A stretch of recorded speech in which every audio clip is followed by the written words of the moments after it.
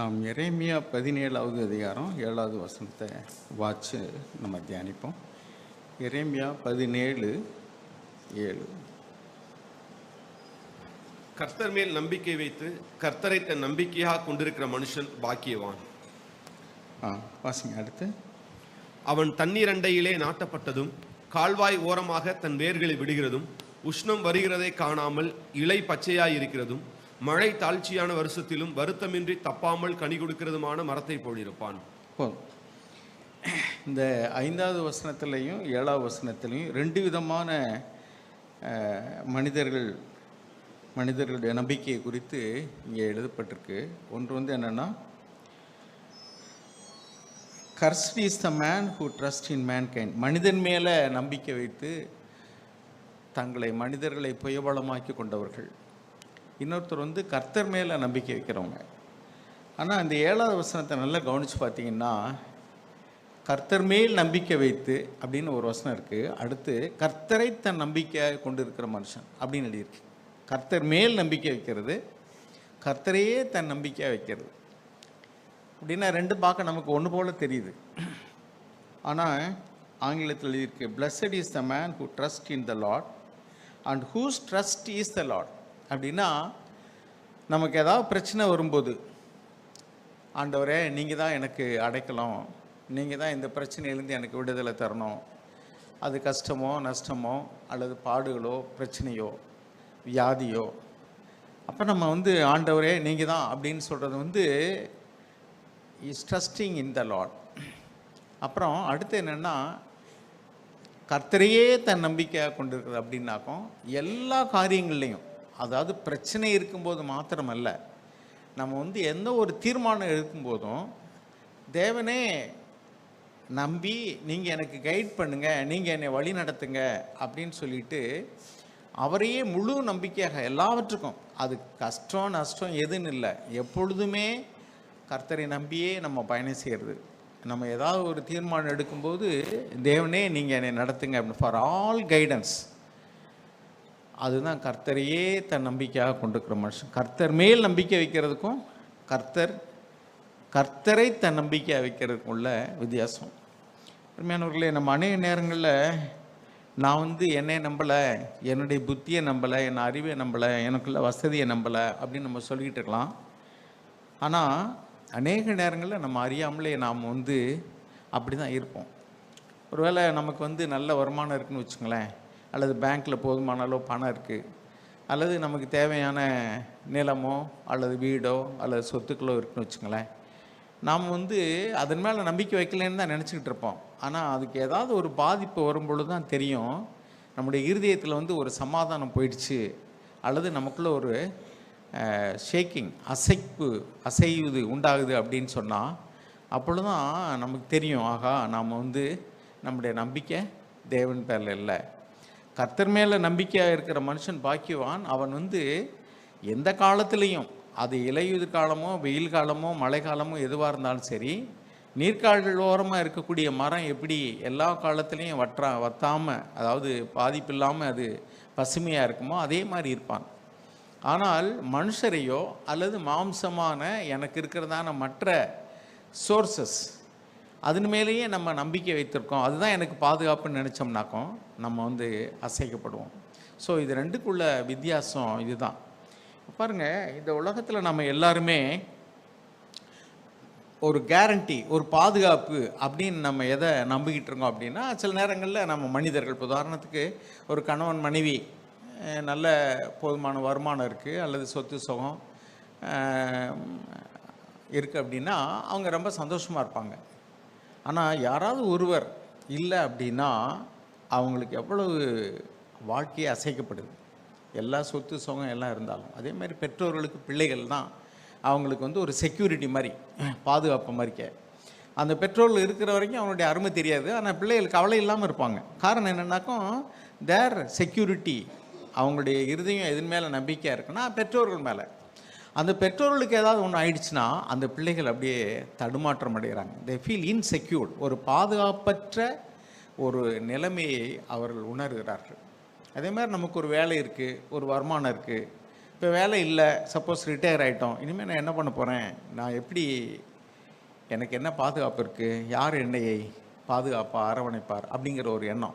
So இந்த security அப்படிங்கிறது ரெண்டு விதத்தில் சொல்லுவாங்க. ஒன்று நம்ம வந்து வாயில் காப்பாளர்களை பாதுகாவலர்கள் அப்படிம்போம், செக்யூரிட்டிஸ்.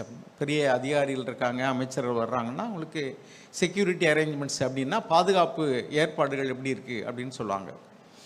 அதே மாதிரி தான் இன்னொன்று என்னென்னா, நம்மளுக்கு வந்து ஏதாவது ஒரு பேங்க்கில் ஏதாவது ஒரு லோன் வாங்குகிறோம் அப்படின்னா அதுக்கு செக்யூரிட்டியாக உங்கள் நகையை கொடுங்க, உங்கள் வீட்டை, அது security deposit, cost and deposit, security deposit அப்படின்னு சொல்லுவாங்க. அப்படின்னா அவர்கள் கொடுக்கக்கூடிய கடன் தொகைக்கு ஒருவேளை அது கட்டாமல் போனால் அந்த பணம் வசூலிப்பதற்கு ஒரு பாதுகாப்பாக உங்கள் நகையை கொடுங்கன்னு வாங்கி அதை வச்சுக்கிடுவாங்க.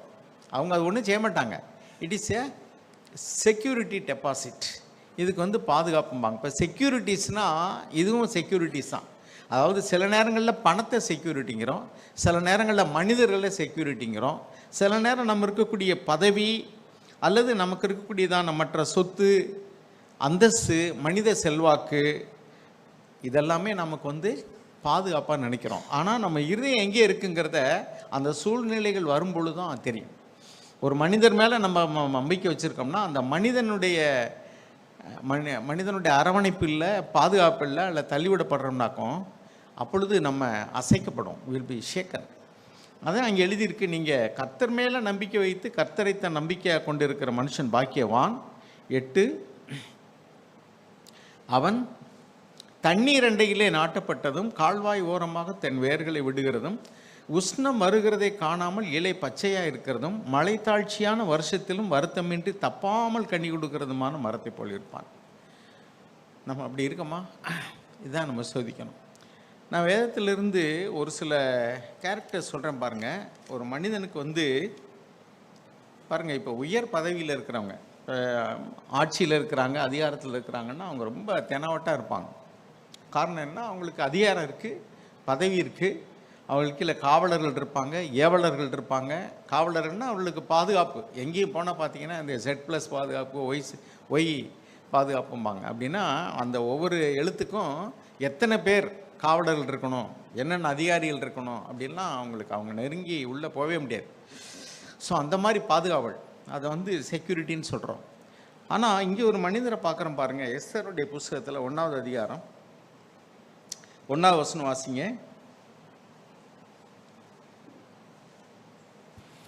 இந்து தேசம் முதல் எத்தியோப்பியா தேசம் வரைக்கும் உள்ள 127 நாடுகளையும் அரசாண்ட அகாசுவேருவின் நாட்களிலே சம்பவித்ததாவது. போதும்.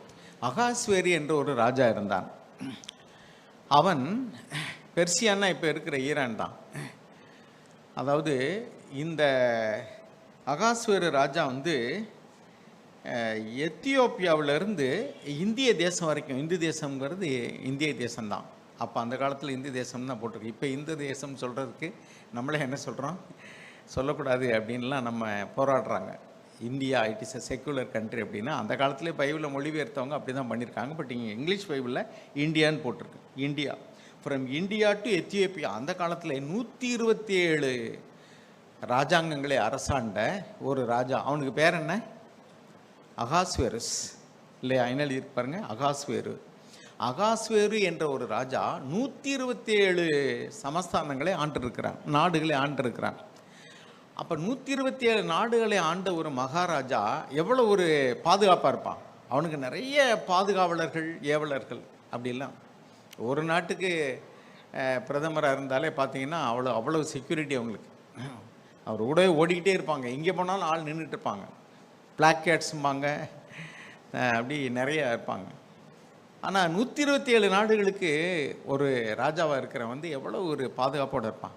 அவனுக்கு மனைவியாக இருக்கக்கூடியவனுக்கு எவ்வளோ பாதுகாப்பு யோசிச்சு பாருங்க. 127 நாடுகளுக்கு ராஜாவாக இருக்கிற மகாராஜாவுக்கு ஒரு மனைவியாக கிடைக்கக்கூடிய ஒரு பாக்கியம் அப்படின்னா எவ்வளோ பேர் எவ்வளோ விரும்புவாங்க தெரியுமா? அது எவ்வளோ பெரிய பாதுகாப்புன்னு நினைப்பாங்கல்ல. இப்போ உங்களுக்கு யாராவது இங்கே இருக்கிறவங்களுக்கு 127 நாடுகளுக்கு ராஜாவாக இருக்கிற ஒருத்தருக்கு நீ மனைவியாக போறியான்னு கேட்டால் என்ன சொல்லுவாங்க? ரொம்ப சந்தோஷமா, அடே அப்பா 127 நாடுகளுக்கு மகாராஜானா எவ்வளோ பெரிய பாக்கியன்னு நினைப்பாங்க. ஆனால் அதுவே ஒரு பாதுகாப்பற்ற நிலைமைங்கிறத அடுத்து வாசிக்கிறோம் பாருங்கள். அடுத்து அவனுக்கு மனைவியாக இருந்தவர்களுக்கு பேர் வஸ்தி. அவள் மிக ஒரு அழகானவள். அவன் ராஜா வந்து அவனுக்கு யார் விரும்பினாலும் அந்த தேசத்தில் அவன் மனைவியாக்கி கொள்ளலாம். எத்தனை பெண்களை வேண்டுமானாலும் அவன் வந்து அந்தப்புறம் என்று இருக்கும், அங்கே தான் இருக்கணும். ஆனால் பாருங்க, இந்த குயின் வஸ்தி இந்த 127 நாடுகளையும் வென்ற மன்னன் தன்னுடைய அந்த வெற்றியை கொண்டாடுவதற்கு அவனுடைய எல்லா தேசத்திலிருந்தும் பிரபுக்களை வர சொல்லி அவன் வந்து உட்கார்ந்துருக்கிறான். நல்ல மதுபானம் அருந்தி போதையில் இருக்கிறாரு. அப்போ அவர் வந்து தன்னுடைய மனைவியை வரும்படி அழைக்கிறாள். அவள் மகாராணி. அந்த 127 ராஜுக்கும் ஒருத்தர் மகாராஜான்னா அவருடைய மனைவிக்கு பெரிய அந்தஸ்து. அவளுக்கு ஏராளமான காவலர்கள் இருப்பாங்க, அவருக்கு ஏவலர்கள் இருப்பாங்க. அவள் கட்டளையிட்டால் என்ன வேண்டுமானாலும் வரும். ஆனால் ஒன்றே ஒன்று என்ன தெரியுமா, ராஜாவனுடைய சமூகத்தில் அவளும் நினச்ச நேரம்லாம் போக முடியாது, பேச முடியாது. எப்போ ராஜா வர சொல்கிறானோ அப்போ தான் போகணும். எப்போ ராஜா வர சொல்லாமல் போகிறாளோ அப்போ அவன் தன் செங்கோலை நீட்டணும், இல்லைன்னா க்ளோஸ். யாராக இருந்தாலும் அவனுடைய பாதுகாவலர்கள் கொண்டுருவாங்க, உள்ளே விட மாட்டாங்க. அதுதான் நிலமை. இவளுக்கு என்ன ஆச்சுனாக்கா, இந்த நாட்களில் இந்த வஸ்தி அது நல்ல மதுபானம் அருந்தி எல்லா பிரபுக்களுக்கு முன்பாக அழகான தன்னுடைய மனைவியை அலங்கரித்து அந்த ராயல் கிரவுனோட பாருங்க, 11ஆம் வசனம் வாசிங்க. ராஜாவாகிய அகாஸ்வேருவின் சமூகத்தில் சேவிக்கிற மெகுமான், பிஸ்தா, அர்போனா, 10 வாசிங்க. இங்கிலீஷ்ல 11, 10 வாசிங்க. 7ஆம் நாளிலே ராஜா திராட்சரசத்தினால் களிப்பாய் இருக்கும்போது மகா ரூபவதியாயிருந்த ராஜஸ்திரீயாகிய மகா ரூபவதினா மகா ரொம்ப வெரி வெரி வெரி பியூட்டிஃபுல். சரி, ரொம்ப அழகான வஸ்தியின் சௌந்தரியத்தை ஜனங்களுக்கும் பிரபுக்களுக்கும் காண்பிக்கும்படி பாருங்க, நான் எவ்வளவு பெரிய ராஜா, 127 நாடுகளுக்கு மட்டும் இல்லை, என் மனைவியினுடைய அழகை பாருங்கள் என்று அதிலையும் பெருமை பாராட்டும்படி தன் மனைவியை அழைத்து வர சொன்னான். ராஜ கிரீடம் தரிக்கப்பட்டவளாக அலங்காரத்தோடு அழைத்து வர சொன்னார்கள். சரி வாசிங்க. ராஜ கிரீடம் தரிக்கப்பட்டவளாக அவளை ராஜாவுக்கு முன்பாக அழைத்து வர வேண்டும் என்று ராஜாவாகிய அகாஸ்வேருவின் சமூகத்தில் சேவிக்கிற மெகுமான், பிஸ்தா, அர்போனா, பிக்தா, அபக்தா, சேதார், கர்காஸ் எனும் 7 பிரதானிகளுக்கும் கட்டளையிட்டான். போதும். அவள் இவன் மதுபானம் அருந்தி இருக்கிறான். 127 நாடுகள்ல இருந்து ஆண்கள் வந்திருக்கிறாங்க, பிரபுக்கள். அவர்களுக்கு முன்பாக ஒரு பெண்ணாகிய வஸ்தி அங்கே வர வேண்டும். அவளுக்கு அது வெட்கமாக இருந்ததோ அல்லது எப்படி இருந்ததோ, அவள் வர மறுத்து விட்டாள். இன்னொரு காரணமும் சொல்கிறாங்க, அவள் அந்த நாளில் கர்ப்பமாக இருந்ததாக சொல்கிறார்கள். ஏனென்றால் அவள் வர மறுத்து விட்டால் உடனே அவளை வந்து ராஜ பதவியிலிருந்து நீக்கி விட்டார்கள். இனிமே வந்து ராணி கிடையாது அப்படின்னு அந்த ஸ்தானத்தில் வேற ஒருத்தியை தேட வேண்டும் என்று முடிவெடுத்து விட்டார். நீங்கள் படிச்சிருந்தீங்கன்னா அந்த புஸ்தகத்தில் தெரியும். அவள் வந்து ராஜா சொன்னதுக்கு கீழ்ப்படியலை அப்படின்னா இனிமே அவள் வரவே கூடாது. அப்படி இல்லைன்னா எல்லா தேசத்துலையுமே புருஷன்மார் சொல்வதுக்கு மனைவிமார் கீழ்ப்படிய மாட்டாங்க அப்படின்னு அங்கே உள்ள பிரபுக்கள்லாம் சொன்னோன்னா ராஜா சொல்லிட்டான், அவ்வளோதான், ஒன்ஸ் ஃபார் ஆல் க்ளோஸ். நான் என்ன சொல்கிறேன்னா, அவளுடைய ஸ்தானத்துக்குள்ள மதிப்பு பார்த்தீங்களா? அவளுக்கு என்ன காரணம் சொல்கிறாங்கன்னா, ஒன்று வந்து அவள் வெட்கப்பட்டிருக்கலாம் எல்லா ஆண்களுக்கு முன்பாக வந்து நிற்கிறதுக்கு. ரெண்டாவது, புருஷன் வந்து மதுபானம் பண்ணி உட்காந்துருக்கிறான், அவன் என்ன சொல்லுவான்னு சொல்ல முடியாது. அதே நேரத்தில் இன்னொன்று என்னென்னா, அவள் கர்ப்பமாக இருந்தாள், அதனால் அவள் வரவில்லை, வர தயக்கம் காட்டினாள் என்றும் கூட சொல்லுகிறாள். காரணம் என்னென்னா, ராணியாக இருந்து தள்ளப்பட்ட பின்னாடியும் அடுத்து எஸ்தர் ராஜாத்தியாக வந்து மகாராணியாக இருந்த பின்னாடியும் கூட அதற்கு அடுத்த அகாசுவருக்கு அடுத்து யார் ராஜானா இந்த வஸ்தியினுடைய மகன் தான் ராஜாவாகிறான். ஆனபடினால அந்த நாட்களில் அவள் கர்ப்பவதியாக இருந்திருக்கலாம் என்று சொல்லுகிறார்கள். தெரியல. சரி, இப்போ என்ன சொல்லுறேன்னா, வஸ்தியினுடைய பாதுகாப்பு பார்த்தீங்களா? 127 நாடுகளுக்கு மகாராஜாவாக இருந்த ஒரு மன்னனுடைய மனைவியாக இருந்த வஸ்திக்கு என்ன பாதுகாப்பு பார்த்தீங்களா? அவளுடைய சாணம் அவளுக்கு பாதுகாப்பு கிடையாது. நாம் வந்து இந்த உலகத்தில் எதையோ பாதுகாப்புன்னு நினைக்கிறோம், but it is not secured. அவளுடைய பொசிஷன் அவளுக்கு பாதுகாப்பாக இல்லை. ஒரே நேரத்தில் தள்ளிவிட்டு போயிட்டான். நீ இனிமே எனக்கு மனைவி கிடையாது, எனக்கு நீ இந்த நாட்டு மகாராணி கிடையாது, இனிமே என்னுடைய இடத்துக்கு நீ வரவே கூடாது என்று சொல்லிவிட்டான். ஓகே, அதுக்கடுத்து பாருங்கள், அவர்கள் வந்து 2வது அதிகாரத்தில் 2வது வசனத்தில் வாசிக்கிறோம். அவர்கள் வந்து அந்த நாடுகள் எல்லா இடங்களிலையும் கூட ராஜாவுடைய சேவகர்கள் வந்து இன்னும் அழகான ரூபவதியாக இருக்கக்கூடிய கன்னி பெண்களை ராஜாவாக தேடினார்கள். அதன் பின்பு எஸ்தரை அந்த ஸ்தானத்தில் ராஜாத்தி ஆக்குகிறார்கள். அவளுடைய நிலைமை என்ன தெரியுமா? பாருங்கள், இப்படி இருந்த சமயத்தில் நமக்கு தெரியும், அதில் ஆமான் என்ற ஒரு பிரபு இருந்தான். அவன் வந்து ராஜாவுக்கு அடுத்தபடியாக அவன் மதிக்கத்தக்கதான ஒரு பிரபல்யமான ஒரு பிரபு. ராஜாவுக்கு அடுத்த ஸ்தானத்தில் அவன் தான் அந்த தேசத்தில் மதிப்பு மிக்கவன், ராஜா கனம் பண்ணுகிறவன். அவனுடைய விருந்து ஏதாவது வரணும்னா ஆமான் தான் வருவான். ஸோ அப்படி இருக்கக்கூடிய ஆமான் அவனுடைய தேசத்தில் இருந்த நாட்களில் இந்த எஸ்தருடைய கசின், அதாவது சின்ன வயசுலேயே இந்த எஸ்தருடைய அப்பா அம்மா இறந்துட்டாங்க. அப்போ அவனுடைய ஒரு சித்தப்பா மகன், அதாவது மொர்தெகாய்க்கு சித்தப்பா அல்லது பெரியப்பா மகளானவள் தான் இந்த எஸ்தர். அவளை வந்து தன் சொந்த மகளைப் போல அவன் வளர்க்குறான். அப்பொழுது எல்லாருக்கும் ராஜாவுக்கு பெண் பார்க்கும் பொழுது இந்த எஸ்தரும் அந்த பிரதானிகளால் தெரிந்து கொள்ளப்பட்டு அதில் மொர்தெகாயை அனுப்பி வைக்கிறார். கடைசியில் அவளுக்கு தேவனுடைய கண்களில் தயவு கிடைச்சது. ராஜா வந்து அவளை தன் மனைவியாக்கி கொண்டான். எத்தனையோ பெண்களை தேர்ந்தெடுத்தாங்க, அதில் ராஜாத்தியா அவளை தெரிந்து கொண்டாள். சரி, தெரிந்தெடுத்த பின்னாடி இந்த மொர்தெகாய் என்ன செய்வார்னாக்கும், அவங்களுக்கு கொடுக்கப்பட்ட யூதர்களுக்குள்ள கட்டளை என்னென்னா, தேவனாய கர்த்தர் ஒருத்தரை கனம் பண்ணுற மாதிரி வேறு யாரையும் கனம் பண்ணக்கூடாது. They should never bow before anyone except God. அது அவங்களுக்கு பிடிவாதமான ஒரு காரியம். அதனால் இந்த மொர்தெகாய் வந்து ஆமான் உள்ளே வரும்போது ராஜா அரண்மனைக்குள்ள எல்லாரும் எழுந்து மரியாதை கொடுப்பாங்க, இவன் வந்து வணங்க மாட்டான், ஏன்னா இவன் யூதன். அது அவனுக்கு ரொம்ப கஷ்டமாக இருந்துச்சு. எல்லாரும் வந்து எந்திரிச்சு எனக்கு சல்யூட் அடிக்கிறாங்க, இவன் மட்டும் என்னை மதிக்க மாட்டேங்கிறானே அப்படின்னு சொல்லிட்டு அவன் மேலே ஒரு ஆத்திரமாகவே இருந்தான். அது அடுத்தடுத்து அதே மாதிரி சந்தர்ப்பங்கள் வந்த பொழுது ஒரு நாள் மிகுந்த கோபம் உண்டாகி என்ன பண்ணிட்டான்னா, இவன் யாரா ஏன் அப்படின்னு கேட்க, அவன் யூதன், அதனால தான் அவன் அப்படி செய்கிறான் அப்படின்னு சொன்னோடனே அந்த ஒருத்தனுக்காக யூத குலத்தையே அழிக்கணும்னு சொல்லிட்டு ராஜாட்ட போய் அவன் உத்தரவு வாங்குறான். என்ன உத்தரவு வாங்குறான்னாக்கும், இந்த தேசத்தில் வந்து, ஏன்னா இந்த யூதர்கள் எல்லாரும் வந்து அடிமைகளாக கொண்டு போகப்பட்டவர்கள், நெபுகாத் நேச்சாருடைய காலத்திலேயே அடிமைகளாக கொண்டு போகப்பட்டவர்கள். அவர்கள் தான் இங்கே இவனுடைய ராஜாங்கங்களில் அங்கங்கே பரவி இருக்கிறார்கள். இவர்கள் வளருவது நல்லதல்ல, இவர்கள் வந்து எல்லாரும் வந்தாங்கன்னா மாட்டேங்கிறாங்க, இவங்க கொஞ்சம் திமிர் பிடிச்சவங்களா வித்தியாசமாக இருக்கிறாங்க அப்படின்னு சொல்லிட்டு என்ன பண்ணான்னாக்கும் எல்லாரையும் அழிக்கணும்னு சொல்ல, ராஜாக்கள் அந்த காலத்தில் வந்து எஸ்னா எஸ் தான். அவன் வந்து தீர்மானித்து முடிவெடுத்தாலும் சரி, தீர்மானம் இல்லாமல் முடிவெடுத்தாலும் சரி, தன் இஷ்டப்படிக்கு சொன்னதான். ஸோ என்ன பண்ணால் அவனுடைய முத்திரை மோதும். அந்த காலத்தில் இப்போ அரசாங்க சீல் வச்சு கொடுக்குறாங்கல்ல, ரவுண்ட் சீல்பாங்க சில இடத்துல, அவர்களுடைய ராஜ முத்திரை, அவர் மோதிரம் மாதிரி இருக்கும், அதில் ஒரு சிம்பிள் இருக்கும், அடையாள எழுத்துக்கள், அதை வச்சாச்சுன்னா ராஜாவுனுடைய ஆணைன்னு அர்த்தம், அதை யாரும் மீறவே கூடாது. ஸோ என்ன பண்ணான்னா, அந்த தேசத்தில் இருக்கக்கூடியதான ஒரு குறிப்பிட்ட நாளை நிர்ணயித்து அந்த நாளில் எங்கெங்கெல்லாம் யூதர்கள் இருக்கிறாங்களோ அவங்கள எவன் வேணாலும் கொண்டாலாம், கேள்வி கிடையாது. அவனை கொண்டுட்டு அவனுக்கு இருக்கிற சொத்து உடைமைகளெல்லாம் நீங்கள் கொள்ளையிட்டு கொள்ளலாம் என்று ஒரு உத்தரவை போட்டு விட்டான். எப்படி இருக்கு? அடிமைகளாக போனாலும் அந்த நாடுகளில் நிலம் பொருள் எல்லாம் வாங்கி நல்லாவே இருக்கிறாங்க. மொர்தெகாய் அந்த ராஜாவுடைய அரண்மனையிலே சேவகம் பண்ணுகிறான். அப்படிலாம் இருக்க அவனுக்கே பாருங்க, இப்போ என்ன உத்தரவுனாக்கா, இப்போ நீ மொர்தெகாயை வேணாலும் கொள்ளலாம், எவன் யூதன் இவன் அப்படின்னு தெரிஞ்சோ, இவன் எனக்கு பிடிக்கலைன்னா கொள்ளலாம், அவன் சொத்தை எடுத்துக்கலாம், கேட்கவே முடியாது. இப்படி ஒரு உத்தரவு.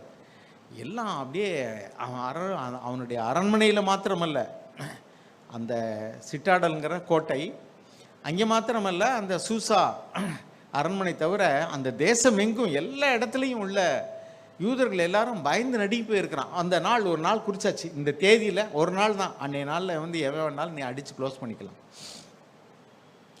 எல்லாரும் அப்படியே குலை நடுங்கி போயிருக்கிறாங்க. அவங்களுக்கு எதிரியாக இருக்கிறவர்கள் எல்லாம் கொந்தளிக்கிறார்கள், வாடா வா அப்படின்ட்டு அவன் ஆள் குறிச்சுப்பான், இந்த ஆட்டை வெட்டலாமா அந்த ஆட்டை வெட்டலாம்னு பார்ப்பாங்கல்ல, அது மாதிரிக்கு வந்து எவனடா இது பண்ணலாம் அப்படின்னு நான் அடித்து கொள்ளையடிச்சிக்கலாம்ல, அவனை அடித்து கொள்ளலாம், கொள்ளையடிக்கும் செய்யலாம், கேட்க முடியாது. ஸோ இப்படி இருக்கிற நாளில் மொர்தெகாய் வந்து ரொம்ப துக்கத்தோடு கூட அவன் தன்னுடைய அந்த வளர்ப்பு மகளும் இப்பொழுது மகாராணிமாக இருக்கிற எஸ்தருக்கு ஒரு செய்தி அனுப்புகிறான். செய்தி அனுப்பும்போது என்ன சொல்கிறான்னா, இது மாதிரி ஆமான் மூலமாக உத்தரவாயிடுச்சு அப்படின்னு சொல்லிட்டு 4வது அதிகாரத்தில் பாருங்களேன், 14வது வசனம் வாசிங்க. நீ இந்த 13-14 வாசிங்க. 13 மொர்தெகாய் எஸ்தருக்கு திரும்ப சொல்ல சொன்னது, நீ ராஜாவின் அரண்மனையில் இருக்கிறதினால் மற்ற யூதர் தப்பக்கூடாது இருக்க நீ தப்புவாய் என்று உன் மனதிலே நினைவு கொள்ளாதே. ராஜாவின் அரண்மனையில் இருக்கிறதுனால நீ ரொம்ப பாதுகாப்பாக இருக்கிறத நினைக்காத. ராஜாவின் அரண்மனையில் இருக்கிறனால எல்லா யூதர்களும் செத்தாலும் சரி நான் சாக மாட்டேன்னு நீ நினைக்காத. இந்த உத்தரவின்படி உன்னையும் கொள்ளலாம், அதனால நீ பாதுகாப்பு நினைக்காத அப்படின்னு சொல்லிட்டு அடுத்து சொல்றாரு பாருங்க. நீ இந்த காலத்திலே மௌனமாயிருந்தால் யூதருக்கு சகாயமும் ரட்சிப்பும் வேறொரு இடத்திலிருந்து எழும்பும். அப்பொழுது நீயும் உன் தகப்பன் குடும்பத்தாரும் அழிவீர்கள். நீ இப்படிப்பட்ட காலத்துக்கு உதவியாயிருக்கும்படி உனக்கு ராஜமேன்மை கிடைத்திருக்கலாமே, யாருக்கு தெரியும் என்று சொல்ல சொன்னான். பாருங்க, இப்போ இவளுடைய நிலைமை என்னன்னு தெரியுமா? வஸ்தி சொன்னல மகாராணியா இருந்தாள்னு 11ஆம் வசனம் வாசிங்களேன். எஸ்தர் வந்து இப்பொழுது மகாராணி. அவள் முடிசூட்டப்பட்டால் ராஜா வந்து தன்னுடைய அரண்மனையில் வஸ்திக்கு பதிலாக எஸ்தரை மகாராணி ஆக்கி தன் பக்கத்தில் வைத்து கொண்டான். அவள் தான் மகாராணி. Is a queen now. அவளுக்கு காவலர்கள் உண்டு, ஏவலர்கள் உண்டு, அதிகாரம் உண்டு. அவள் என்ன வேணும்னாலும் கொண்டு வந்து கொடுப்பாங்க, எல்லா அதிகாரமும் உண்டு. ஆனால் ராஜாவை பொறுத்த வரைக்கும் அவங்க கூப்பிட்டா தான் போக முடியும். மனைவியினுடைய ராணியினுடைய நிலைமையை பார்த்தீங்களா? நான் என்ன சொல்கிறேன்னா, மகாராணியாகவே இருந்தாலும் கூட அதில் பாருங்கள் 11ஆம் வசனம் வாசிங்க. யாராவது அழைப்பிக்கப்படாமல் உள்முற்றத்தில் ராஜாவினிடத்தில் பிரவேசித்தால், புருஷனானாலும் ஸ்திரீயானாலும் சரி, அவர்கள் பிழைக்கும்படிக்கு அவர்களுக்கு ராஜா பொற்செங்கோலை நீட்டினால் ஒழிய மற்றபடி சாக வேண்டும் என்கிற ஒரு தவறாத சட்டம் உண்டு. இது ராஜாவின் சகல ஊழியக்காரருக்கும் ராஜாவினுடைய நாடுகளில் உள்ள சகல ஜனங்களுக்கும் தெரியும். நான் இந்த 30 நாளளவும் ராஜாவினிடத்தில் வரவழைக்கப்படவில்லை என்று சொல்ல சொன்னார். ராஜா ஒரு மனைவியா இருக்கிறவள் அரண்மனையில் இருக்கிறாள், மகாராணி. அவன் நிலைமையை பாருங்க. 30 நாள் ஆச்சு, ராஜா என்ன செய்யல, கூப்பிடவே இல்லை. நான் ராஜாவை பார்க்கவும் இல்லை. நான் போய் போனேன், நான் பார்க்கணும்னு சொல்லிட்டு அவர் கம்பை நீட்டினாதான் அந்த செங்கோலை, இல்லைன்னா க்ளோஸ். மகாராணியாக இருந்தாலும் சரி, ஆள் க்ளோஸ். அப்போ அவளே பயந்து நடுங்குகிறாள்.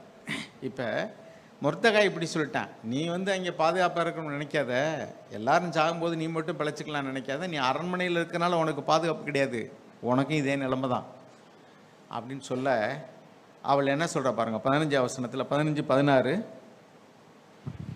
அப்பொழுது எஸ்தர் மொர்தகாய்க்கு மறுபடியும் சொல்ல சொன்னது, நீர் போய் சூசானில் இருக்கிற யூதரை எல்லாம் கூடி வரச் செய்து 3 நாள் அல்லும் பகலும் புசியாமலும் குடியாமலும் இருந்து எனக்காக உபவாசம் பண்ணுங்கள். நானும் என் தாதிமாரும் உபவாசம் பண்ணுவோம். இவ்விதமாக சட்டத்தை மீறி ராஜாவினிடத்தில் பிரவேசிப்பேன். நான் செத்தாலும் சாகிறேன் என்று சொல்ல சொன்னாள். பார்த்தீங்களா? ராஜாவிடத்தில் புருஷன்ட்ட, ராஜாவாக இருக்கிறவள்கிட்ட மனைவியாகிய மகாராணி சொல்கிறா, உபவாசம் இருந்து எல்லாரும் ஜெபம் பண்ணுங்க. எதுக்கு? என் புருஷனை பார்க்க போகிறேன். என்ன கொடுமை பார்த்தீங்களா? 127 ராஜாவுக்கு மனைவியாக தேடினா இங்கே இருக்கிற யாராவது விரும்புகிறீங்களா, போகிறீங்களா? ஐயா சாமி எங்களுக்கு வேண்டவே வேண்டாம் அப்படி தான் நினைப்போம் இல்லையா? ஒரு மகாராணியினுடைய நிலைமையை பாருங்கள். அவள் செத்தாலும் சாகிறேன், எல்லாரும் உபவாசம் இருந்து ஜெபம் பண்ணுங்க, நான் போய் ராஜாவை பார்க்க போகிறேன் அப்படிங்கிற தேவனுடைய கண்கள் தயவுனால அதே மாதிரி போகிறா. அவன் வந்து அவள் சாகாதபடி பொற்கோளை நீட்டி என்ன வேணும் அப்படின்னு கேட்டு, அடுத்து பாருங்கள் 3ஆவது வசனம் 6ஆவது வசனம் 7ஆவது அதிகாரத்துலையும் பார்த்தீங்கன்னா, அவன் என்ன, இந்த ராஜ்யத்தில் பாதி வேணாலும் நான் உனக்கு தரேன். வாசிங்க 3ஆவது வசனம். அதே 5ஆவது அதிகாரம் சார், 5:3. ராஜா அவளை நோக்கி, எஸ்தர் ராஜாத்தியே, உனக்கு என்ன வேண்டும்? நீ கேட்கிற மன்றாட்டு என்ன? நீ ராஜ்யத்தில் பாதி மட்டும் கேட்டாலும் உனக்கு கொடுக்கப்படும் என்றான். அதே மாதிரி 6ஆவது அதிகாரத்தில் இருக்கு, 7ஆவது அதிகாரத்தில் 2ஆவது வசனத்தில் இருக்கு. திரும்ப திரும்ப ராஜ்யத்தில் பாதி வேணாலும் தர்றேன். ஹெராது வந்து யோவான் ஸ்நானனுடைய அவனுடைய பிறந்த நாளில் கேட்டான்ல, அவனுடைய அந்த பெண் வந்து ஆடும்போது, சலோமி ஆடும்போது வந்து அவன் கேட்குறான். அப்போ இதே வார்த்தை தான், ராஜாக்கள்லாம் இப்படி தான் சொல்லுவாங்க, உங்களுக்கு ராஜ்யத்தில் பாதியை கேட்டாலும் உனக்கு தரேன், அப்போ மீதியை ஏன் கொடுக்க மாட்டேங்க, எல்லாத்தையும் கொடுத்துட்டு போங்க. ஆனால் இது ஒரு வார்த்தை பாருங்கள். அதுலேயே 5ஆவது அதிகாரத்தில் 3ஆவது வசனத்தில் வருது, 6ஆவது வசனத்தில் வருது, 7ஆவது அதிகாரம் 2ஆவது வசனத்தில் திரும்ப திரும்ப வருது, ராஜ்யத்தில் பாதி வேணாலும் நான் தரேன் அப்படின்னு. ராஜா நல்ல மூடில் இருந்திருக்காரு. இப்படிப்பட்ட நிலைமையில் இருக்கும்போது இப்போ பாருங்கள், இந்த ஆமான்கிறவன் யார் அப்படின்னா, ஆமான் வந்து அதான் நான் சொன்னேன் முதலையே, ராஜாவுக்கு அடுத்த ஸ்தானத்தில் அவ்வளவு ஒரு அரண்மனையிலே அவனுக்கு அவ்வளவு செல்வாக்கு. அவன் கேட்டாலும் ராஜா வந்து முத்திரை மோகத்தை அவன் கையில் கொடுத்துட்டான், நீ என்ன வேணாலும் செய்யா போடு, நீ என்ன சொன்னாலும் நான் ஆமான்ட்டு. இப்போ இவன் எப்படி ஃபீல் பண்ணுறான் பாருங்கள். இந்த மொர்தகாயோடு சேர்த்து அவனை கொள்றதுக்காக யூதர்கள் எல்லாரையும் அழிக்கணும் ஆர்டர் வாங்கிட்டான்ல, இவங்க நிலைமையை பாருங்கள். இந்த ஆமான் ஆர்டர் வாங்கிட்டான். இப்போ எஸ்தர் வந்து மறுபடியும் அந்த ஆமானோடு சேர்ந்து விருந்து கூப்பிடுகிறாள், 2வது மறுபடியும் கூப்பிடுகிறாள். அவர்கள் மதுபானம் பண்ணி ராஜாவும் ஆமான் அப்படி ரொம்ப இதாக இருக்கிறாங்க. அவன் வந்து கேட்குறான். அதுக்கு இடையில தேவன் ஒரு காரியத்தை செய்கிறார் பாருங்க. ட்ரஸ்ட் இன் த லார்டுங்கிறது இதுதான். இவர்கள் வந்து ராஜாத்தி போய் கேட்டதுக்காகன்னு இல்லை, தேவன் அதுக்கு இடையில அந்த ராஜாவுக்கு இரவு நேரத்தில் தூக்கம் வரல. முத நாள் வந்து என்ன நடந்தது அப்படின்னா, விருந்து நடந்தது. விருந்து முடிஞ்சோடனே மறுபடியும் மகாராஜா கேட்குறான், இன்னும் உனக்கு என்ன வேணும் அப்படின்ட்டு. நமக்கு பிரியம்னாக்க எனக்கு அடுத்த நாள் நான் ஒரு விருந்து வைக்கிறேன் வரணும் அப்படின்னா, யாருன்னா அந்த ஆமான்னு சேர்ந்து வரணுங்கிறா. என்னன்னு அவன் சொல்லவே இல்லை. 2வது நாள் அதே மாதிரிக்க ஆமானை வர சொல்கிறான். 2 பேரும் விருந்து சாப்பிட்டு நல்லா தண்ணி அடிக்கிறாங்க. மதுபானம் அருந்தி மயக்கத்தில் இருந்த வேலையில் மறுபடியும் கேட்குறான், உனக்கு என்ன வேணும் அப்படின்னு சொல்லிட்டு. அவன் சொல்கிறான், பாருங்கள், எனக்கு வந்து உயிர் பிச்சை வேண்டும் என்று கேட்கிறாள். அவனுக்கு எவ்வளோ ஷாக் ஆயிடுச்சு பாருங்கள். அதில் பாருங்கள் 7வது அதிகாரத்தில் 3வது வசனம் வாசிங்க.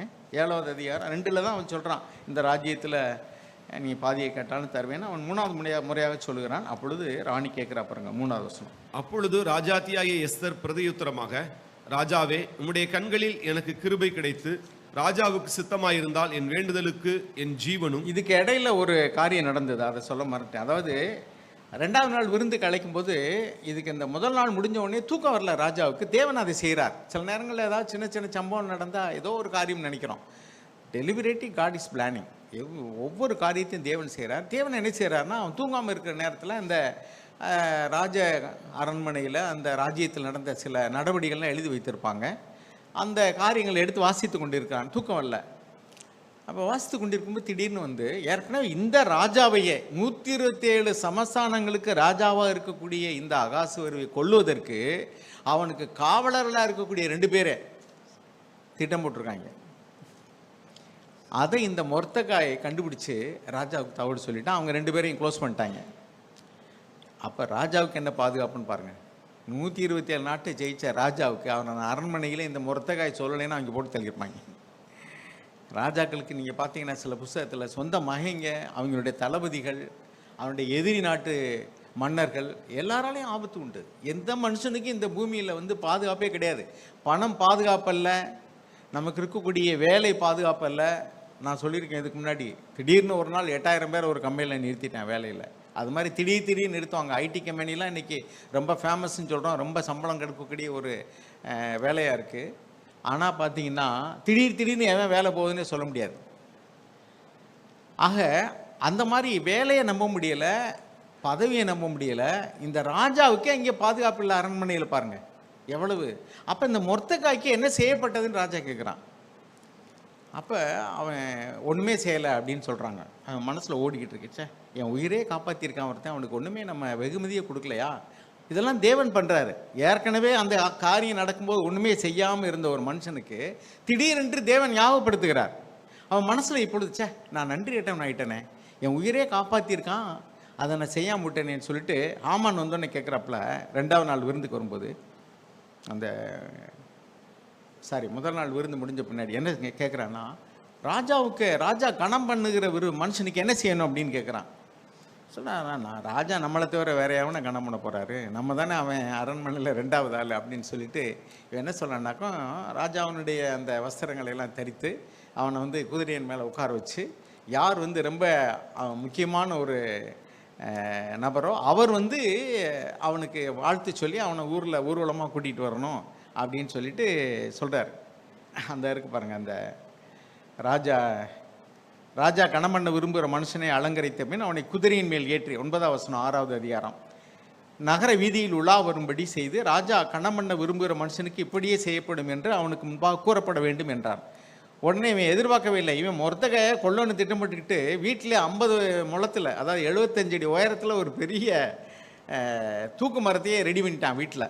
ஏன்னா அதுதான் தேதி வருது இல்லை, இத்தனாம் தேதி யூதரெல்லாம் கொல்லலாம்னு ஆர்டர் வாங்கியாச்சுல, கையில் இருக்கல ஆர்டரு, இருடா வச்சுக்கிறேன் உடனேன்னு சொல்லிட்டு 75 அடி ஊரே பார்க்கணுமா. 75 அடி உயரம்னா என்ன அர்த்தம் அப்படின்னா, நம்ம ஊரில் எல்லாரும் பார்க்கணும், ஆமானுக்கு சல்யூட் அடிக்காதவனுக்கு என்ன நடக்க போகுதுங்கிறத பார்க்கணுங்கிறதுக்காக இவன் திட்டம் போட்டு பெரிய தூக்கு மரம்லாம் செஞ்சு வச்சுட்டான். செஞ்சு வச்சுட்டு போகிறான். ராஜா வந்து நம்மளைத்தானே கணம் பண்ணுவார்னு இருமாப்பா இவன் சொல்ல, அவன் என்ன சொல்லிட்டான்னா, மொர்தெகாய்க்கு அது மாதிரி நீ போய் செய்யிட்டான். நீ தானே எனக்கு முக்கியமான ஆள், நீ போய் இந்த மொர்தெகாய்க்கு செய்யினா பாருங்கள் பிளேட்டை எப்படி தேவன் மாத்துறாருன்னு. மொர்தெகாய்க்கு செய்யினா இப்போ எவன் சல்யூட் அடிக்கலைன்னு சொல்லிட்டு ஆத்திரத்தில் இவன் எப்படி திட்டம் போட்டானோ, அதே நபரை இப்போ ராஜாவுடைய குதிரையில் உட்கார வச்சு இவர் கூறிட்டு போகிறாரு, ராஜா கணம் பண்ணுகிற மனுஷனுக்கு இப்படி செய்யப்படும். தேவன் எப்படிப்பட்டவர் பாருங்க. அதாவது தீமை செய்ய நினைக்கிறவனுக்கு அவன் தலையிலேயே தீமையை குதிக்கிற மாதிரி தான் இது. ஸோ எவனை வந்து என்னை கனம் பண்ணவன் சொல்லிட்டு எவனை கொல்லணும்னு நினச்சானோ அவனே இவன் கனம் பண்ணுற மாதிரி தேவன் பிளேட்டையே மாற்றிட்டார். யோசேப்பை கொல்ல நினைத்தார்கள் சகோதரர்களே. கடைசியில் யோசேப்பிடத்தில் போய் அடைக்கலம் தேடி போய் கும்பிடுற நிலைமைக்கு ஆகிட்டார் தேவன். தீமையை நன்மையாக மாற்றுகிற தேவன். கடைசியில் பாருங்கள், அப்படி பண்ணிவிட்டு முகத்தை தொங்க போட்டு வீட்டுக்கு போகிறான். ஏன்னா மனைவி வீட்டில் உள்ளவங்களாம் திட்டம் போட்டு தான் இப்படி செய்யணும்னு நினச்சாங்க. கடைசியில் எனக்கு எவ்வளவு அவமானமாக போச்சுன்னு சொல்லிட்டு போயிட்டு வர்றான். 2வது நாள் விருந்துக்கு வந்து சேர்றார் ஐயா. 2வது நாள் விருந்தில் இப்போ தான் எஸ்தர் போய் இந்த கதையை ஆரம்பிக்கிறான். 7வது அதிகாரத்தில் என்ன எழுதியிருக்கு? 3வது வசனம் வாசிங்க. இப்போ அப்பொழுது ராஜாத்தியாய எஸ்தர் பிரதியுத்தரமாக, ராஜாவே, உம்முடைய கண்களில் எனக்கு கிருபை கிடைத்து ராஜாவுக்கு சித்தமாயிருந்தால் என் வேண்டுதலுக்கு என் ஜீவனும் என் மன்றாட்டுக்கு என் ஜனங்களும் எனக்கு கட்டளையிடப்படுவதாக. எங்களை சொல்ற அடுத்து ஏதோ இந்த ஜனங்கள் எல்லாம் போய் அடிமையா இருக்கணும்னு சொன்னா கூட நான் ஒன்றும் சொல்ல மாட்டேன், பரவாயில்லன்னு விட்டுருவேன். ஆனா எங்களுக்கு உயிருக்கே ஆபத்து அப்படின்னா என்ன? ஒன்னையே கொள்றதுக்கு ஒருத்தன் திட்டம் போடுறான். யார் அவன் அப்படின்னு கேட்குறான் கோபமா. ஏன்னா இவளும் யூதஸ்ரீ தானே, யூதர்கள் எல்லாரையும் கொள்ளான்னா அவளும் உள்ளடக்கம் தானே. ஏன் உயிருக்கே ஆபத்து என்னையே அழிக்க பார்க்குறான் அப்படின்னு சொன்ன உடனே யார் அது அப்படின்னு கேட்டான். கேட்குறான் பாருங்க, 6வது அதிகாரம். அதற்கு எஸ்தர் 6வது வசனம், 7வது அதிகாரம் 6வது வசனம். அதற்கு எஸ்தர், சத்துருவும் பகைஞனுமாகிய அந்த மனிதன் இந்த துஷ்ட ஆமான் தான் என்றாள். அப்பொழுது ராஜாவுக்கும் ராஜாத்திக்கு முன்பாக ஆமான் திகிழடைந்தான். அப்படி சொன்ன உடனே அவன் எதிர்பார்க்கவே இல்லை. அப்பத்தான் ஒரு அவமானம் முடிஞ்சு வந்து நிற்கிறான். இப்போ என்னாச்சு? இவன் உயிருக்கே இப்போ வேட்டு வச்சது மாதிரி ஆகிப்போச்சு. என்ன, என்னுடைய மனைவியாகிய உன்னை அழிக்கிறதுக்கு இவன் தேடுறான். அப்படி வேகமாக எந்திரிச்சான் பாருங்க. அவ்வளோதான், நம்ம கதை முடிஞ்சதுன்னு சொல்லிட்டு வெளவெளுத்து போய் என் உயிரை காப்பாற்று தாயேன்னு சொல்லிட்டு அவள் காலில் போய் விழுகிறதுக்கு போனான். ராஜா தோட்டத்துக்கு போனவன் திரும்பி வர்றான். திரும்பி வந்தவனை பார்த்தா இவளுக்கு முன்னாடி ஏண்டா அது சொல்கிறான் பாருங்க. 8வது வசனம் வாசிங்க. ராஜா அரமனை தோட்டத்திலிருந்து திராட்சரசம் பரிமாறப்பட்ட இடத்துக்கு திரும்பி வருகையில் எஸ்தர் உட்கார்ந்திருந்த மெத்தையின் மேல் ஆமான் விழுந்து கிடந்தான். அப்பொழுது ராஜா, நான் அரண்மனையில் இருக்கும் போதே என் கண்முன்னே இவன் ராஜாத்தியை பலவந்தம் பண்ண செய்ய வேண்டும் என்றிருக்கிறானோ என்றான். அடுத்து வாசிங்க. இந்த வார்த்தை ராஜாவின் வாயிலிருந்து பிறந்தவுடனே ஆமானின் முகத்தை மூடி போட்டார்கள். முகத்தை மூடி போட்டார்கள் என்ன அர்த்தம்னாக்கும்? அவன் சாப்டர் க்ளோஸ், அவ்வளோதான். ராஜாவுடைய வாயில் இந்த வார்த்தை வந்துச்சுன்னா பாருங்க, அவ்வளோதான். அவன் முகத்தை மூடி போட்டார்கள், முடிஞ்சு போச்சு கதை. அவனை என்ன பண்ணாங்கன்னா கொண்டு போய் அந்த ஆமான் நிறுத்தின, அதாவது மொர்தெகாய்க்காக அவன் நிறுத்தின தூக்கு மரத்திலேயே அவனை தூக்கி போட்டார்கள். Chapter close. ஸோ இப்போ பாருங்கள் யாருக்கு பாதுகாப்பு இருக்குங்க. உடனே மொர்தெகாய் வந்து இவர் எஸ்தர் கேட்குறா, இன்னும் என்ன வேணும் சொல்லு அப்படின்னு. அவன் சொல்கிறா, என்னுடைய ஜனங்களுக்கு பாதுகாப்பு வேணும் அப்படின்னா ராஜா ஒரு உத்தரவு போட்டான்னா அதை மாற்ற ராஜாவுக்கே அதிகாரம் கிடையாது. அதான் அவனுடைய திட்டம். ஒரு ராஜாவை இப்போ இன்னைக்கு ஒன்று சொல்லிட்டு நாளைக்கு ஒன்று சொல்ல முடியாது. அவன் ஏற்கனவே உத்தரவு போட்டான் யூதர்களெல்லாம் அழிச்சிடலான்னு சொல்லிட்டு. அந்த உத்தரவை மாற்றவே முடியாது. அந்த ராஜ்யத்தினுடைய சட்டம் அதுதான். அதனால் என்ன செய்யறது இப்போ அப்படின்னா, ராஜா என்ன சொல்கிறான், அதுக்கு கீழே நீங்கள் அதில் படித்து பார்த்தீங்கன்னா போதும். அதுக்கு பின்னாடி பார்த்தீங்கன்னாக்கும், நீ இப்போ ஒன்று செய்ய, அந்த முதல்ல வந்து இங்கெல்லாம் அழித்து எடுத்துக்கலான்னு சொன்னாங்கல்ல, இப்போ நீ விரும்பினா, யாரும் யூதர்கள் விரும்பினா, இப்போ இன்னொரு உத்தரவு, ஒரு உத்தரவு யூதர்களை கொல்லலாம்னு, இன்னொரு என்னென்னா கொல்லலாம்னு உத்தரவு போட்டால் அவங்க அவ்வளோ பாதுகாப்பே கிடையாது. இப்போ என்னென்னா, யாரெல்லாம் உனக்கு எதிரியாக உங்களுக்குள்ளே தேடுறாங்களோ அவங்கள நீ கொல்லலாம்ட்டான். இன்னொரு உத்தரவு முடிஞ்சு வச்சு. அப்படின்னா என்னடா 2 பேரும் அடிச்சுட்டு சாங்கடான்னு அர்த்தம். ராஜா முதல்ல ஒரு உத்தரவு, அதை மாற்ற முடியாது. 2வது உத்தரவு. இப்போ என்ன பண்ணாங்களாம், சூசான் அரண்மனை அந்த கோட்டையிலேயே நாள் 500 பேரை வெட்டி கொண்டிருக்காங்க. எங்கே? ராஜாவுடைய உத்தரவு, யூதர்கள் 500 பேர் கொண்டுட்டாங்க பாருங்க. நாள் எவ்வளவு கொக்கரிச்சுக்கிட்டு இருந்தாங்களே எல்லாரும், நாள் வரட்டும்டான்ட்டு. அவன் பூரா இப்போ காலி. என்ன பாதுகாப்பு இருக்கு பாருங்க. ராஜாவுடைய உத்தரவின்படி நாள். 2வது நாள் ஒரு 300 பேர்,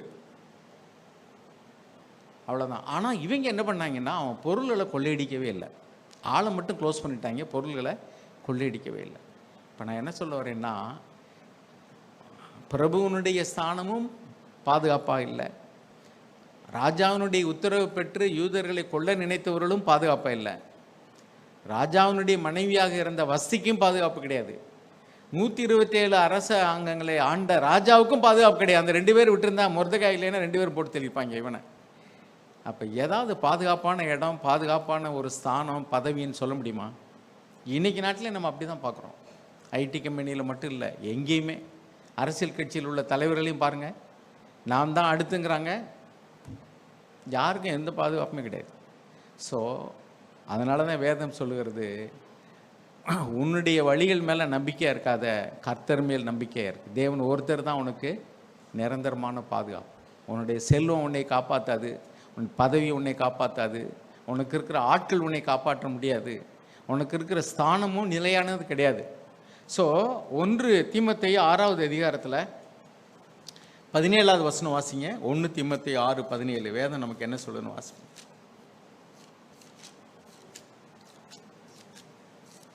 1 தீமோத்தேயு 6:17. இவ்வுலகத்திலே ஐஸ்வர்யம் உள்ளவர்கள் இருமாப்பான சிந்தை உள்ளவர்களாயிராமலும் நிலையற்ற ஐஸ்வர்யத்தின் மேல் நம்பிக்கை வையாமலும் நாம் அனுபவிக்கிறதற்கு சகலவித நன்மைகளையும் நமக்கு சம்பூரணமாய் கொடுக்கிற ஜீவனுள்ள தேவன் மேல் நம்பிக்கை வைக்கவும். எனவே உங்களுடைய நம்பிக்கையை நீங்கள் ஒரு காலம் வந்து ஐஸ்வர்யத்து மேலே வச்சிடாதீங்க. உன் ஐஸ்வர்யம் விருத்தியானால் உன் நம்பிக்கை அது மேலே வச்சிடாத. அது என்னைக்கு வேணாலும் போக முடியும். எப்படி வந்துச்சோ அப்படியே போக முடியும். ஒரு நாள் எல்லாருக்கும் தெரியும், இந்த நாட்டில் பிரதமர் ஒரு சட்டம் போட்டார். திடீர்னு ராத்திரி 8 மணிக்கு, இன்னொரு 20 நிமிஷம் வச்சுங்களேன், 10 நிமிஷம், என்ன சட்டம் போட்டார்? இந்த நாட்டில் உள்ள 500 ரூபாய் 1000 ரூபாய் தாளெல்லாம் செல்லாது. எத்தனை பேர் எவ்வளவு பணத்தை இழந்தாங்க தெரியுமா? அப்போ நம்ம வீட்டில் பணம் இருக்குது, 500 ரூபா கட்டாக இருக்குது, 1000 ரூபா கட்டாக இருக்கிறவனெல்லாம் அடுத்த நாள் செல்லாதுன்னா அவ்வளோதான், ஒரே உத்தரவு முடிஞ்சு போச்சு. பணத்துக்கு என்ன பாதுகாப்பு இருக்குது? அது மாதிரி தங்கம் திடீர்னு ஏறுது, திடீர்னு இறங்குது. நம்ம வீட்டில் நிறையா நகை இருக்குன்னு பாதுகாப்பாக இருக்க முடியுமா? அதுவே நமக்கு பாதுகாப்பு இல்லாமல் போயிடுது. நகை இல்லாத வீட்டுக்கு பகை இல்லை, நகை இருக்கிறவன் பாடு என்றைக்கு திண்டாட்டம் தான். ஏன்னா அவன் பயந்து தான் இருக்கணும். நம்ம வீட்டுக்கு செக்யூரிட்டியே கிடையாது. நீங்கள் வந்து கதவை திறந்து ஓட்டு படுத்திருந்தா கூட வந்து பார்த்தேன் இவன் 2 திட்டிட்டு போவேன், ஒன்றும் இல்லை மொட்டை பையலுன்னு. ஆனால் பணம் வச்சுருக்கேன், 2 பாதுகாப்பு செக்யூரிட்டி போட்டு தான் உள்ளே இருக்க முடியும். அப்போ நான் என்ன சொல்லுவேன்னா, இந்த உலகத்தில் எதுவுமே மனிதர்கள் நமக்கு பாதுகாப்புன்னு நினைக்க முடியாது, பதவி நமக்கு பாதுகாப்புன்னு நினைக்க முடியாது, நம்ம இருக்கிற வீடு அல்லது கோட்டை அல்லது அரண்மனை எனக்கு பாதுகாப்புன்னு நினைக்க முடியாது, புருஷன் பாதுகாப்புன்னு நினைக்க முடியாது, மனைவி பாதுகாப்புன்னு நினைக்க முடியாது. ஏன்னா எல்லாருடைய உயிரும் தேவனுடைய கரத்தில் இருக்குது. பிள்ளைகள் பெற்றோர்களை நம்பி இருக்க முடியாது. ஏனென்றால் அந்த பெற்றோர்களுடைய உயிர் யார்கிட்ட இருக்குது, பாதுகாப்பு யார்கிட்ட இருக்குது? தேவன்கிட்ட இருக்குது. ஸோ திடீர்னு பார்த்தீங்கன்னா சுனாமிங்கிறாங்க, எர்த்துக்காக்குங்கிறாங்க, யுத்தங்கிறாங்க. எத்தனை நம்மளாம் இப்போ வந்து ஒன்றும் தெரியாமல் இருக்கிறோம். யுத்தம் நடக்கிற நாடுகள்லாம் பார்த்தீங்கன்னா நாள்தோறும் வந்து எத்தனை பேர் அனாதைகள் ஆகிறாங்க. பெண்கள் விதவைகள் ஆகிறார்கள், புருஷர்கள் மனைவிகளை இழந்து, பிள்ளைகளை இழந்து, பிள்ளைகள் பெற்றோர்களை இழந்து சாப்பாட்டுக்கு ஏங்கி தவிக்கிறார்கள். நமக்கெல்லாம் இது ஒன்றும் இல்லாமல் இருக்கிறனால இது எதுவுமே தெரிய மாட்டேங்குது. அதான் நான் சொன்னேன், அந்த பிரச்சனைகள் வரும்பொழுது தான் நம்முடைய நம்பிக்கை எது மேலே இருக்குன்னு தெரியும். பணத்தின் மேலே நம்பிக்கை வைத்திருக்கிறார்கள். நம்ம பார்த்தோம் ஒரு மூச்சு திடீர்னு சென்னையில் வெள்ளம் வந்தது. பார்த்தீங்கன்னா பெரிய பெரிய பணக்காரர்கள்லாம் வந்து நிறைய சொத்து இருக்குது, பணம் இருக்குது, நகை இருக்குது, வீடு இருக்குது, தண்ணி வந்து இப்போ மேலே போயிடுச்சு, போட்டில் மீட்டு கொண்டு வராங்க, கையிலே கட்டிக்கிட்டு ஏறி அடுத்த ஆள் வந்து தூக்கி வச்சு தான் கொண்டு வராங்க ஃபைபர் போட்டில். பார்த்துருப்பீங்க நீங்கள். என்ன நம்பிக்கை இருக்குது? இலங்கையில் கொஞ்சம் நாளைக்கு முன்னாடி. எனவே இயற்கையின் சீற்றங்கள் ஒரு பக்கம், யுத்தங்கள் ஒரு பக்கம், நோய்கள் ஒரு பக்கம், எதுவுமே நமக்கு இங்கே செக்யூரிட்டி கிடையாது. லைஃபுக்கு பாதுகாப்பு கிடையாது, நம்முடைய சொத்துக்கு பாதுகாப்பு கிடையாது, பதவிக்கு பாதுகாப்பு கிடையாது, அழகுக்கு பாதுகாப்பு கிடையாது, உயிருக்கு பாதுகாப்பு கிடையாது. தேவன் ஒருத்தர் மாத்திரம்தான் நமக்கு பாதுகாப்பை தர முடியும். He only is the eternal security, நித்தியமான பாதுகாப்பு. அதனால தான் எழுதியிருக்கு, நிலையற்ற ஐஸ்வர்யத்தின் மேல் நம்பிக்கை வைக்காத. லூக்கா எழுதின சுவிசேஷம் 12ஆம் அதிகாரத்தில் ஒரு பணக்காரனை குறித்து நம்ம வாச்சோம். அவனுக்கு தேவன் சொல்கிறாரு, நீங்கள் பாருங்கள் 17ஆம் வசனம் 12-17 இருந்து வாசிங்க. அப்பொழுது அவன், நான் என்ன செய்வேன்? என் தானியங்களை சேர்த்து வைக்கிறதுக்கு இடமில்லையே. நான் ஒன்று செய்வேன், என் களஞ்சியங்களை இடித்து பெரிதாக கட்டி எனக்கு விளைந்த தானியத்தையும் என் பொருள்களையும் அங்கே சேர்த்து வைத்து, பின்பு ஆத்துமாவே, உனக்காக அநேக வருஷங்களுக்கு அநேகம் பொருள்கள் சேர்த்து வைக்கப்பட்டிருக்கிறது, நீ இளைப்பாரி புசித்து குடித்து பூரிப்பாயிரு என்று என் ஆத்மாவோட சொல்லுவேன் என்று தனக்குள்ளே சிந்தித்து சொல்லிக் கொண்டான். தேவனோ அவனை நோக்கி, மதிகேடனே, உன் ஆத்மா உன்னிடத்திலிருந்து இந்த ராத்திரியிலே எடுத்துக் கொள்ளப்படும், அப்பொழுது நீ சேகரித்தவைகள் யாருடையதாகும் என்றார். தேவனிடத்தில் ஐஸ்வர்யவானாயிராமல் தனக்காகவே பொக்கிஷங்களை சேர்த்து வைக்கிறவன் இப்படியே இருக்கிறான் என்றார். பார்த்தீங்களா? பணத்தை நம்பி நான் இன்னும் எத்தனையோ வருஷத்துக்கு நான் வந்து நிம்மதியாக இருப்பேங்கிறான். தேவன் சொல்கிறாரு, மதியனே, இன்னைக்கு ராத்திரிலே உனக்கு சாவு வரப்போகுதுரா, நீ சேர்த்து வச்சது என்னடா செய்ய போகிறான்னு கேட்குறேன். அப்போ சொத்தின் மேலே நம்பிக்கை வைக்காத, அதான் அதுக்கு அர்த்தம். நீதிமொழிகள் 3வது அதிகாரம் 5வது வசனம் வாசிங்க. நீதிமொழிகள் 3:5. உன் சுய புத்தியின் மேல் சாயாமல் உன் முழு இருதயத்தோடும் கர்த்தரில் நம்பிக்கையாயிருந்து. பாருங்க, உன் சுய புத்தியின் மேலே சாயாத, உன் பணத்தின் மேலே சாயாத, உன் சுய புத்தியின் மேலே சாயாத.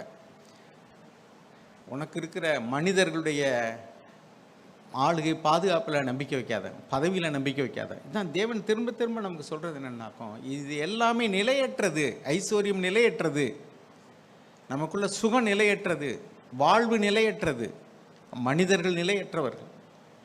எனவே உன் நம்பிக்கை எப்பொழுதும் தேவனாகிய கர்த்தர் மேலே தான் இருக்கணும். அதுதான் வேதம் திரும்ப திரும்ப நமக்கு சொல்லுகிறது. அதே மாதிரிக்கு இன்னொன்று நான் சொன்னேன், கர்த்தர் மேல் நம்பிக்கை வைத்து அப்படின்னா நமக்கு திடீர்னு பார்த்தீங்கன்னா பண கஷ்டம் வருது, நோய் வருது, அல்லது பிரச்சனைகள் வருது, மனிதர்கள் மூலமாக பிரச்சனைகள் வருது.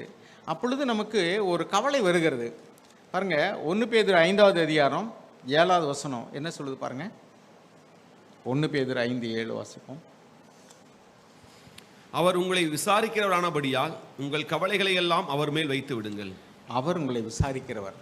தேவனை குறித்து நம்ம அறிந்து கொள்ளணும் என்னென்னா, தேவன் நம்மை விசாரிக்கிறவர் ஆனபடினால அவர் உங்களை விசாரிக்கிற, உனக்கு என்ன நேரிட்டாலும் சரி உன் கவலையெல்லாம் அவர் மேல் வைத்து விடு. அவர் உன்னை he cares for you. So lay all your burden and worries, உன்னுடைய கவலைகள், உன்னுடைய எதிர்பார்ப்புகள், எதிர்கால வாழ்க்கை குறித்த அச்சங்கள், ஏழை போயிருமோ, பணம் போயிருமோ, எனக்கு நாளைக்கு என்ன நேரிடுமோ, ஐயோ வியாதி வந்துருச்சே என்ன செய்வோம், இது எந்த கவலையும் படாத. அவர் உன்னை விசாரிக்கிறவர் ஆனபடினால லே ஆல் யுவர் ஹோப், உன்னுடைய நம்பிக்கை எல்லாவற்றையும் தேவன் பேரில் வை. அதே மாதிரி நம்ம தீர்மானம் எடுக்கும் போதும் எல்லா காரியத்திலையும் அந்த தேவன் மேலே நம்பிக்கை வச்சு தீர்மானம் எடு. இப்போ நம்ம ஒரு வீட்டை கட்டணும்னு நினைக்கிறோம், உதாரணத்துக்கு வச்சுங்களேன், ஒரு பிளான் இருக்குது பாருங்கள். நம்ம ஆதியாகமம் 11ஆம் அதிகாரத்திலே வாசிக்கிறோம். அங்கே என்னென்னா, அவர்களுக்கு நிலம் இருந்தது, அந்த செங்கல் சுடுவதற்கு மண் இருந்தது, அதை வேலையை செய்வதற்கு ஆட்கள் இருந்தார்கள், அதை கட்டடம் கட்டுவதற்கு சாந்துக்கு பதிலாக தார் இருந்தது. எனவே அவர்கள் என்ன பண்ணாங்கன்னா, நம்ம ஆள் இருக்கோம், எல்லாம் இருக்குது, மேன் பவர் இருக்குது, மெட்டீரியல் இருக்குது, பிளான் இருக்குது. ஸோ நம்ம என்ன செய்வோம்னாக்கும், ஒரு வானுகிற ஒரு கோபுரத்தை கட்டி நமக்கு பேர் உண்டாகும்படி செய்வோம்னு சொன்னாங்க. தேவன் என்ன செஞ்சார், அவருடைய லாங்குவேஜ் எல்லாம் குழப்பி போட்டார். அவர்கள் யாரும் ஒருத்தர் பேசுறது ஒருத்தர் புரியலை. இவன் பிளான் அவனுக்கு சொல்ல முடியாது, இந்த வேலையை சொல்ல முடியாது, அப்புறம் பாசே தெரியாத ஊரில் எப்படி இருக்கும். ஸோ அவன் செய்ய நினைத்ததை செய்ய முடியலை. தேவன் நமக்கு அனுசரணையால் என்ன முடியாது. யாக்கோபு அதான் சொன்னார், நாளைக்கு நான் போய் இந்த தேசத்துக்கு போய் இந்த வியாபாரம் செஞ்சு இந்த தொழில் செஞ்சு இதை செய்வேன் அதை செய்வேன் சொல்லாதப்பா, நாளைக்கு நடக்கிற உனக்கு என்னன்னே தெரியாது. ஸோ நாங்களும் உயிரோடு இருந்தால், தேவனுக்கு சித்தமானால், நம்ம சொல்லுவோம் அடிக்கடி ஏதாவது ஒன்றா காட் வில்லிங், தேவனுக்கு சித்தமானால்னு சொல்லுவோம். ஆனால் உண்மையிலேயே அதை நம்ம மீன் பண்ணுறதில்ல. ஆனால் தேவன் என்ன சொல்ல, உண்மையை அதை மீன் பண்ணு. உண்மையிலேயே தேவனுக்கு சித்தமானால் தான் நீ செய்ய முடியும். நீ பிளான் பண்ணலாம், உங்ககிட்ட காசு இருக்கலாம், உங்ககிட்ட எல்லா திட்டமும் இருக்கலாம். வீட்டை கட்டணும்னு நினைக்கிறோம், கட்ட முடியல. அதே மாதிரிக்கு நம்ம வேலை செய்வோம், தொழில் செய்வோம், பிழைச்சிக்கலாம்னு நினைக்கிறோம், முடியல. ஸோ தேவன் அந்த காரியத்தை வாய்க்க பண்ணலைன்னா, அதனால தான் எழுதியிருக்கு, கர்த்தர் வீட்டை கட்டாராகில் கட்டுகிறவருடைய பிரயாசம் விருதா. எத்தனையோ பேர் நான் இங்கேருந்து போய் சபையை கட்ட போகிறேன், இந்த பிரதர் அப்படி தானே பண்ணார், அந்த பிரதர் இப்படி தானே, சபையினா எப்படி இருக்குன்னு எனக்கு தெரியும், ஐ ஹேவ் பிளான், எனக்கு ப்ரீச் பண்ணுறதுக்கு பைபிள் இருக்குது, வார்த்தை இருக்குது, நான் எனக்குள்ள திறமை இருக்குது, பணம் இருக்குது, ஆட்கள் இருக்காங்க, நான் ஒரு சபையை கட்டுவேன். கட்ட முடியாது. கர்த்தர் சபையை கட்டாவிட்டால் கட்டுகிற பிரயாசம் விருதா. ஏன்னா ஆண்டவர் சொன்னார், என் சபையை நான் கட்டுவேன்கிறார் மத்தேயு 16.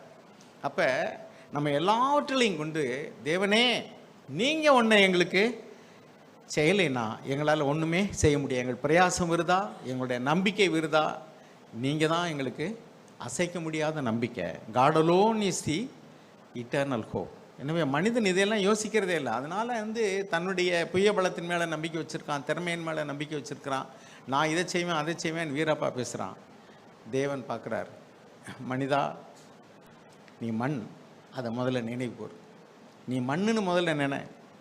நான் தான் உனக்கு ஜீவனை கொடுத்துருக்கேன். உன் நாசியில் உள்ள சுவாசம் எந்த நேரம்னாலும் நின்று போக முடியும். அதனால் மனுஷன் மேலே நம்பிக்கை வைக்காத, உன்னுடைய ஜீவன் மேலே நம்பிக்கை வைக்காத, உனக்குள்ள புயபலத்தின் மேலே நம்பிக்கை வைக்காத. மறுபடியும் எரேமியா 17:7 வாசிச்சு நம்ம முடிக்கிறோம் நினைக்கிறேன். எரேமியா 17:7.